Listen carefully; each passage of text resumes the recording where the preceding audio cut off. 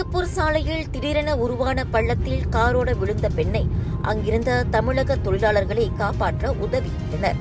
தஞ்சுங் காத்தோங்கில் கட்டுமான தளத்தில் மேற்பார்வையாளராக உள்ள பிச்சை உடையப்பன் சுப்பையாவும் இதர சில பணியாளர்களும் சம்பவத்தின் போது பெரும் சத்தத்தை கேட்டுள்ளனர். சத்தம் வந்த இடத்தை நெருங்கி பார்த்தபோது தண்ணீர் தேங்கியிருந்த திடீர் பள்ளத்தில் கார் விழுந்து கிடந்தது. அதிலிருந்து பெண் வெளியேறுவதைக் கண்டு அவருக்கு உதவ பிச்சை நினைத்துள்ளார்.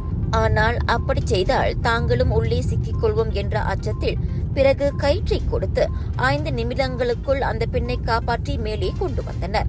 அந்த பெண்ணை உடனடியாக காப்பாற்றியாக வேண்டும் என்பது மட்டுமே அப்போது நோக்கமாக இருந்ததாக சிங்கப்பூரில் கடந்த 22 ஆண்டுகளாக வேலை செய்யும் 46 வயதான பிச்சை கூறினார். அந்த கார் உள்ள இருந்தது ரெட்டி பார்த்தா ஆள் இருக்காங்களே, ஒரு ஆள் தான் இறங்கி வந்தாங்க. சரி, அவங்கள பிறகு காப்பாற்றணும் அப்படின்னு சொல்லிட்டு எங்கள் ஒர்க்கர் கூட வந்து உள்ளே இறங்கலாம், இதெல்லாம் இறங்க வேண்டாம், கயிறு போடுங்க அப்படின்னு சொல்லி ரோப் எடுத்து போட்டு அவங்க ரோப்பை பிடிச்சி ஏறி வந்துட்டாங்க.